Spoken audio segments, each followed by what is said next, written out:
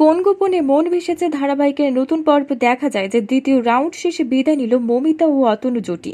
কেননা দ্বিতীয় রাউন্ড শেষে তাদের মোট পয়েন্ট শ্যামলী ও দীপান্বিতাদের পয়েন্ট 100। ফাইনাল রাউন্ডে কিন্তু দারুণ মজা। এখানে স্বামী স্ত্রীর মধ্যে আন্তরিকতা কেমন তার পরীক্ষা দিতে হবে। কাপল ডান্স সহ বেশ কিছু কাজ করতে হবে, যেমন দীপান্বিতা কিন্তু তার স্বামীর পায়ের উপর দাঁড়িয়ে জড়িয়ে ধরে। শ্যামলী বলে, আপনি হার মেনে নিন স্যার, আমি পারবো না। অনেক বলে, এই জীবনে আর কখনো সেকেন্ড হয়নি। টেনে ধরতে শ্যামলী পায়ের উপর দাঁড়িয়ে অনিকেতকে জড়িয়ে ধরে। তারপর ঘোষণা হলো যে চাকতির উপর দাঁড়িয়ে আছে স্বামীরা, সেই চাকতির উপর দাঁড়িয়ে থেকে নিজের স্ত্রীকে কোলে করে রাখতে হবে। আর এই খেলাটার মাধ্যমে চ্যাম্পিয়ন নির্ধারণ করা হবে। এবার কিন্তু দীপান্বিতার স্বামী ফেল করলো, অনিকেতের কাছে চ্যাম্পিয়ন হলো শ্যামলী অনিকেত।